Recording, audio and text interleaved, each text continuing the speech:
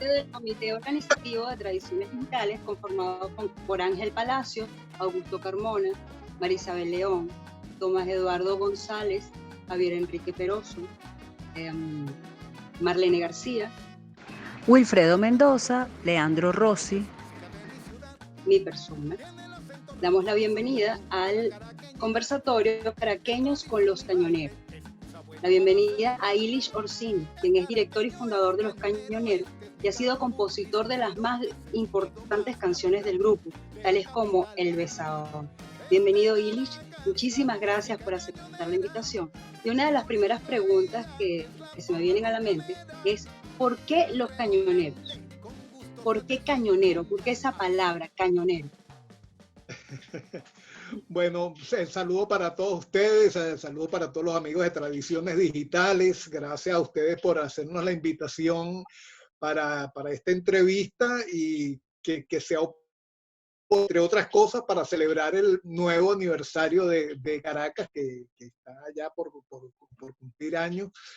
Y bueno, nada más oportuno que venir precisamente con la música de Caracas de ayer, de hoy y de siempre, como ha sido el eslogan que hemos manejado en el grupo para referirnos a esta música. Mira, el término, para empezar, para aclarar por qué cañonero, ese fue un nombre que le dieron, dicen las malas lenguas, fue Juan Vicente Gómez, que era amante de este género, el que le empezó a poner esa etiqueta, ¿no? Porque realmente en esa época, cuando empezó este movimiento musical a generarse, no había un objetivo de crear un movimiento. O sea, no fue que ellos se dieron, oye, vamos a crear algo nuevo, no, sino era simplemente la música que se estaba tocando en una ciudad que empezaba a convertirse en ciudad de verdad, porque antes era un pueblo totalmente rural, ¿no? Y Caracas empieza a convertirse en ciudad, empiezan a llegar migraciones tanto del interior del país, ya por ser, digamos, capital, empieza ya a traer gente y empieza también con la explotación petrolera a llegar gente de afuera también y empieza a generarse ese mundo nuevo que es donde empieza a generarse este movimiento musical, que para ellos lo que hacían era interpretar música, simplemente la música de moda, ese tipo de cosas.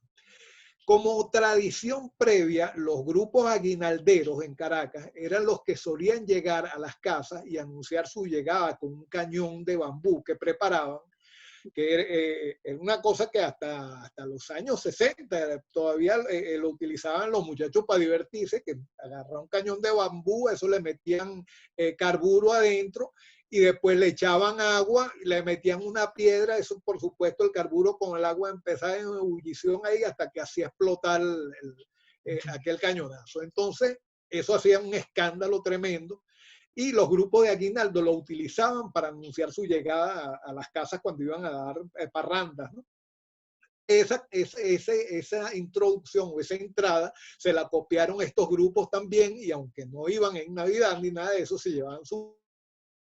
También se empezó a manejar el término de música cañonera relacionándola con estos músicos.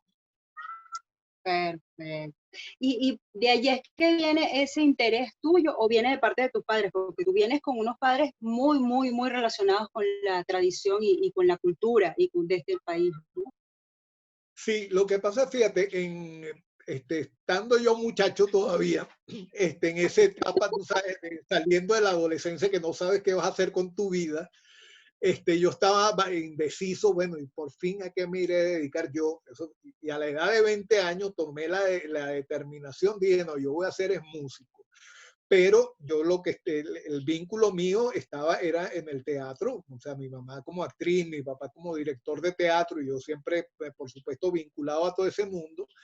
Y ya yo estaba trabajando, ya yo venía trabajando en teatro, y yo dije, bueno, pero voy a utilizar el teatro como trampolín a la música.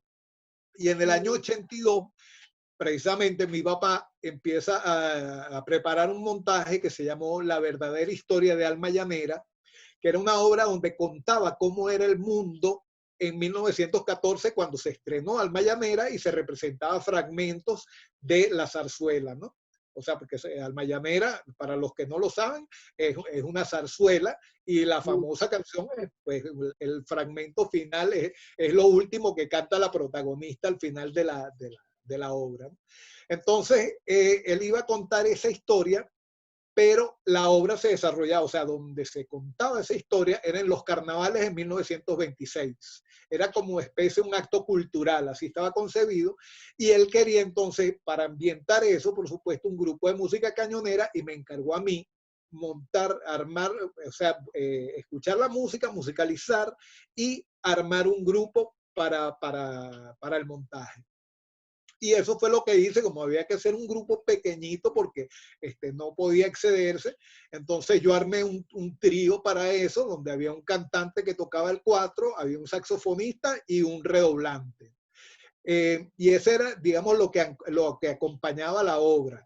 Y ahí, bueno, por supuesto estaban los clásicos como Carmen la que contaba 16 años, como La pelota de Carey, El Kaiser, canciones así, y que fueron el punto de partida, o sea, porque precisamente en la investigación para esa obra de teatro es que yo me encuentro con aquella música que yo no la conocía, y para mí aquello fue una sorpresa, fue una cosa de un impacto que yo guardo en mi memoria o sea, porque verdad que para mí fue tan impactante que yo recuerdo cómo yo estaba sentado cuando yo empecé a escuchar aquello y la sorpresa que me dio, porque la referencia que yo tenía era en los antaños del estadio, obviamente, ¿no? Y yo compré los discos y no sabía qué era eso.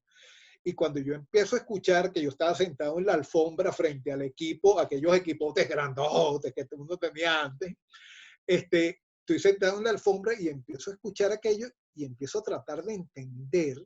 Y digo, ya va, pero ¿qué es esto? Estos son ritmos venezolanos, pero con un saxo, una trompeta, un redoblante. ¿Qué es esto? Y bueno, aquello me causó un impacto que yo quedé enamorado desde entonces del género. Y bueno, ya después, como de la obra de teatro pasamos a hacer un grupo, es otra historia. No, claro, es otra historia, porque también Eli viene de haber estudiado fuera, pues tanto tú como ella estudiaron fuera música, y los dos quedaron conectados, ¿no? Conectados en esta música hermosa venezolana, que además fueron muy atractivos para el momento en el que salen, porque yo recuerdo una tía que era muy fanática de la música, sobre todo la rucaneada, el merengue rucaneado. Y entonces, cuando salen los cañoneros, aquel impacto de esta gente joven cantando música cañonera, la chica con aquellos rulos espectaculares y con el rayo, era impresionante. Eso fue un boom, ¿no? O sea, cuando salieron los cañoneros. Sí, sí, Eran pocos. de hecho, la primera entrevista importante que nos hicieron a nosotros, que nos la hizo Rómulo, ¿cómo era el nombre de él? Rómulo Hernández, para el Nacional, que fue una se llamaba precisamente Cañoneros de Pelo Largo, porque claro, éramos todos un poco de greñudos, entonces aquello rompía con todo, ¿no? Con cualquier idea que se estuviera preestablecido, y sobre todo los antaños del estadio, que eran la referencia, que eran vistos ya como un grupo de viejitos, aunque no habían tantos viejitos, pero claro, comparado con uno que venía con aquellas pintas y aquella cosa que de hecho esas pintas y todo, que fueron las que permitieron la proyección del género, por supuesto, fueron rechazadas enormemente a nivel de tradicionalistas, y bueno, nos pusieron todas las etiquetas feas que puedas imaginarte. Además que nosotros usamos el bajo eléctrico, bueno, que esto fue también un insulto para todos los tradicionalistas en aquella época. Hoy en día todos los que nos insultaron usan bajo eléctrico también en su acompañamiento, pero en ese momento sí fue una ruptura, ese poco de muchachitos haciendo música cañonera con esas pintas, pero sí manteniendo, o sea, con todo y que siempre nos planteamos buscar actualizar el sonido y las letras y todo eso, y por eso empiezo yo a componer también canciones para el grupo. De todos modos, siempre un respeto por la tradición, o sea, la esencia tiene que mantenerse. Podemos buscar, podemos hurgar, podemos inclusive en el penúltimo disco que hicimos, le metimos, así como experimento, le metíamos una parte rockera, le metíamos una parte medio reggaetón, medio clásica, medio de todo eso, pero siempre volviendo a la esencia, porque para mí eso es lo fundamental, es mantener precisamente viva las raíces que vienen con esa música. Sí, es que el ritmo de ustedes es particular y tengo entendido que tú eres una de las personas que cuida muchísimo la propuesta de Cañonero, ¿no? Pero es Sí. diferente de lo que es el merengue rucaneado, o sea, hay como un trancadito distinto, ¿no? Es completamente diferente. Sí, mira, no, yo no sé qué tan diferente. Por supuesto, siempre la forma de interpretación de cada músico, o sea, tú agarras 10 bateristas y los pones a tocar merengue caraqueño, merengue rucaneado, y cada uno le va a sonar distinto, pero más por cuestión de técnica de ejecución que de concepto, porque de concepto siempre nos hemos planteado, oye, que el merengue tiene que ser merengue. Lo único que a mí me gusta más, por ejemplo, la técnica cruzada, que la que me monta la baqueta encima, son detallitos de ese tipo, pero siempre manteniendo la esencia, porque eso sí para mí es fundamental. Si nos empezamos a alejar de eso, para mí ya pierde sentido el trabajo, ¿no? No, y he visto que han incorporado a cañoneros, a músicos jóvenes, ¿no? Vi la web, la tienen muy bien hecha y veo que han incorporado a otras personas. Sí, sí, sí, de hecho, lo que pasa es que para mí eso, aparte de que la juventud en tarima tiene una cosa, pues que en la medida que pasa el tiempo, a uno se le va acabando esa energía o va disminuyendo o va cambiando, dirían. Eso, sobre todo los creadores del reggae, que ellos dijeron que el reggae nacía como un cansancio de los músicos que antes hacían ska. Entonces, nosotros estamos más o menos igual, ¿no?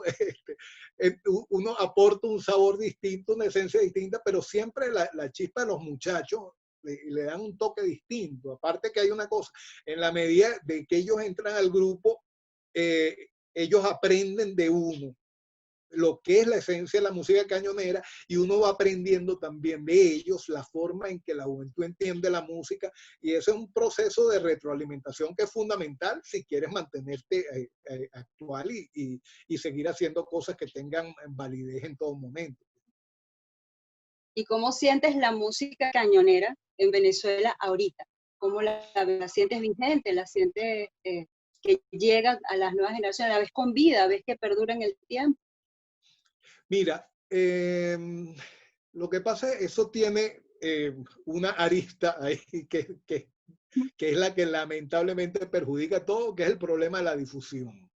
Mira, donde nos va a tocar, la respuesta siempre es impresionante, siempre es increíble y para la juventud es un descubrimiento y es una cosa maravillosa y los muchachos se quedan impactados con la boca abierta porque la mayoría ni siquiera conocen el género ni nada de eso. Pero el problema es que no hay difusión. Lamentablemente la música cañonera tiene una particularidad que es de verdad muy, muy extraña, ¿no? Esta música, como yo he dicho siempre, debería tener cabida en todos lados. ¿Por qué? Porque por ser bailable, entonces tú la puedes meter en fiestas. De hecho, sobre todo en la primera época, nosotros de lo que vivíamos era de tocar en bailes.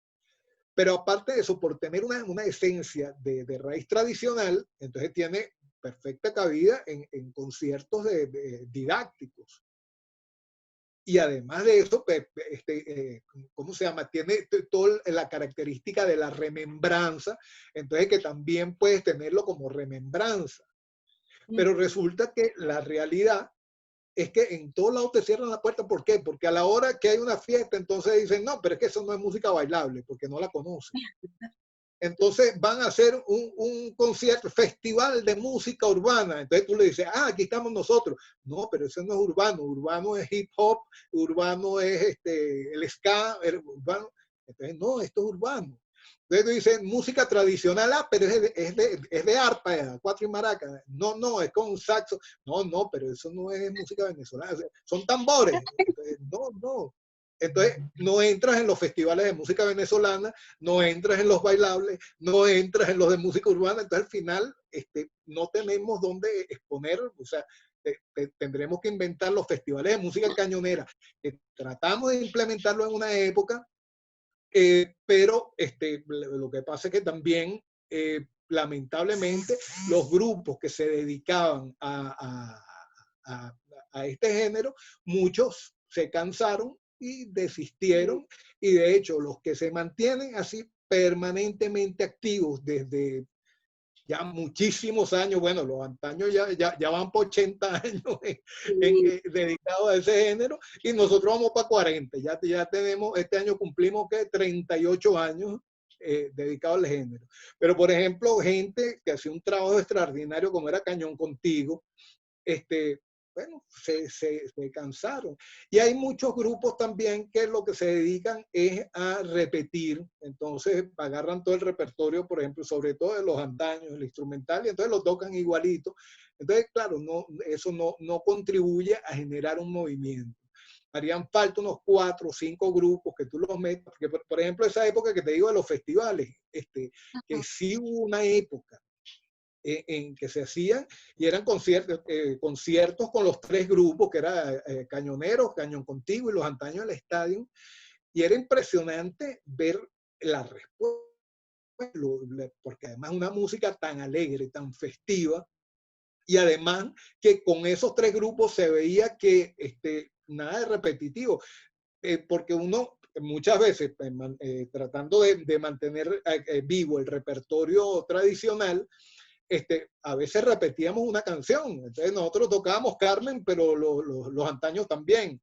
O nosotros tocábamos La Pelota de Carey y también la hacía Cañón Contigo. O Cañón Contigo tocaba tal y la tocaban en los antaños. Pero resulta que cada uno tenía una sonoridad tan distinta que la gente lo disfrutaba aquello de una manera tremenda. Pero claro, los grupos, eso que te digo, se cansan y pierden, porque además uno lo que quiere en definitiva es llevar su mensaje musical a todas partes, y si tienes ahí el trabajo pero no tienes dónde presentarte, entonces también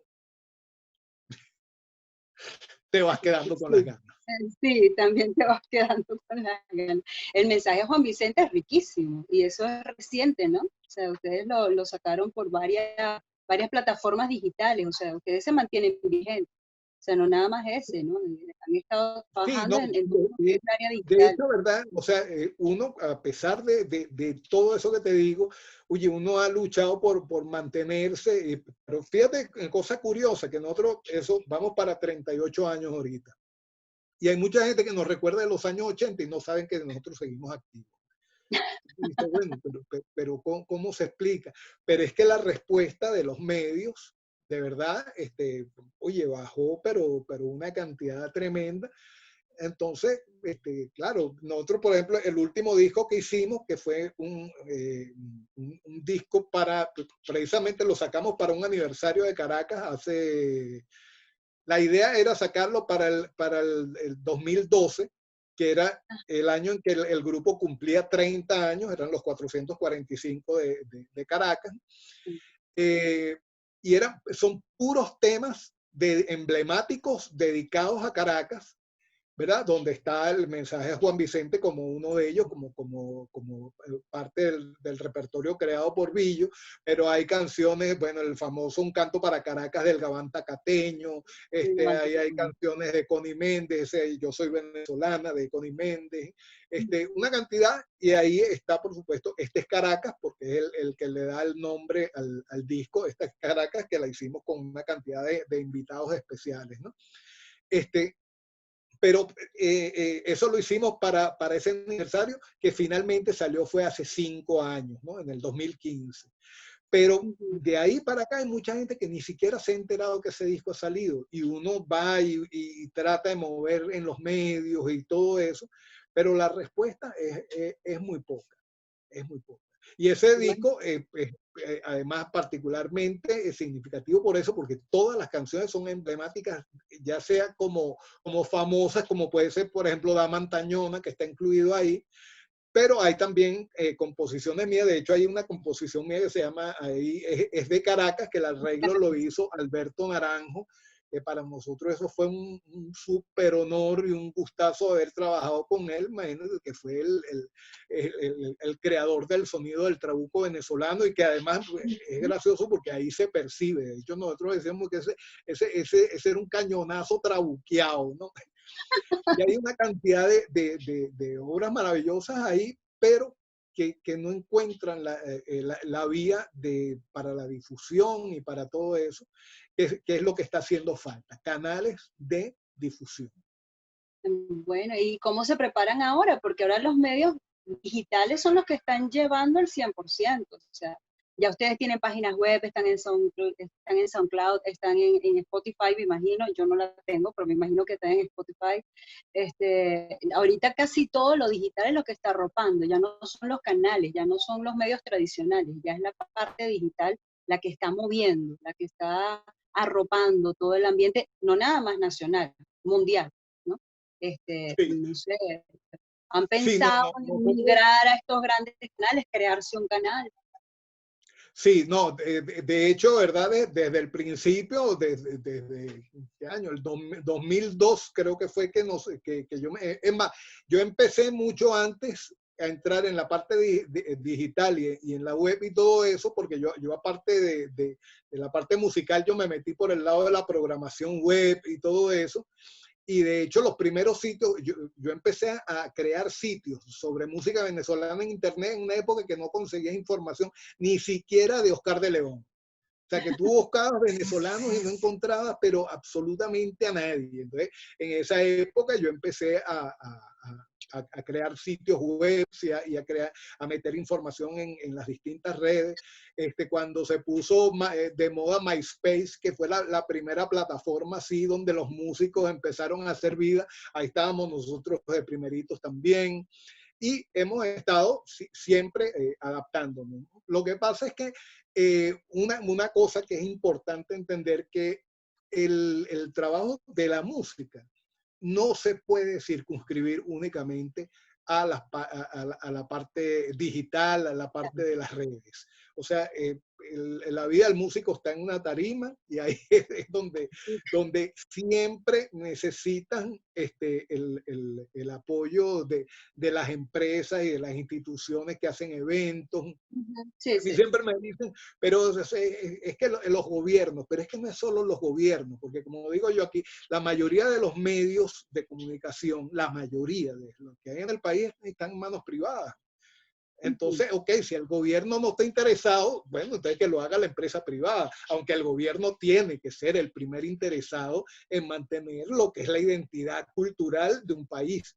Y precisamente la música cañonera es la identidad cultural de Caracas. Entonces, por supuesto, eso debería ser interés del gobierno y de todo, y de todas las instituciones algún interés en materia cultural, pues todos deberían estar ahí pendientes de las cosas que requieren un apoyo y requieren una difusión. Es así, es así. Bueno, pero que no se nos escape dentro de esta conversación, por favor, tienes que darnos tus señas a dónde consiguen a, a los cañoneros. Tienes que indicarnos, por favor, antes de despedir esta entrevista. Bueno, yo para eso hice las cosas bien facilitas. Yo pegué las dos palabras y le sustituí la ñ, que no se utiliza en internet. Entonces, los canoneros, todo pegado, los canoneros, y loscanoneros.net es la página web, pero además Los Canoneros están en Facebook, Los Canoneros en Instagram, los Canoneros en YouTube, en todos lados está como Los Canoneros. Entonces, pues, tú escribes youtube.com/Los Canoneros y ahí te va a llevar a la página nuestra, y ahí vas a ver el video de Este es Caracas y todas las canciones que las hemos ido subiendo ahora con sus letras, para los que les gusta ver la letra y cantarla. Y ahorita confieso, en plataformas como Facebook, Instagram y eso, no estamos muy activos por la misma cuestión de que, ¿verdad? Es mucho tiempo ahorita sin sacar material nuevo, y como las presentaciones eran tan esporádicas, entonces sí, nos limitamos a algunas cosas, pero a quien nos contacte por ahí, por supuesto, siempre estamos respondiendo y siempre estamos tratando de mantenernos ahí a flote. Agradecemos infinitamente de parte de Tradiciones Digitales que hayas aceptado nuestra invitación. Bueno, te dejamos estos 2 minutos para que te despidas de tu público que te admira, te quiere, te ama demasiado, y tu país que te rinde tantos honores por todo el trabajo que ha hecho la gente de Cañonero, sobre todo los Orsini, para nuestro país. Un besito. Bueno, primero quiero felicitarlos a ustedes por esta interesante alternativa que han creado, como es Tradiciones Digitales, precisamente llevar todas estas tradiciones al mundo digital ya de una forma sistemática, como lo están haciendo con este tipo de videos, con las fotos, con todas las publicaciones que están haciendo en las distintas plataformas que están. Me parece una iniciativa imprescindible, por lo mismo que estamos hablando ahorita, porque yo estoy hablando de la música cañonera, pero en general la música venezolana necesita toda una mayor difusión. Entonces me parece maravilloso el trabajo que están haciendo, los felicito por eso, y por supuesto, bueno, muy honrado y agradecido por esta invitación que nos han hecho para compartir estas pequeñas historias acerca de los cañoneros y de lo que es nuestra música y nuestro trayecto.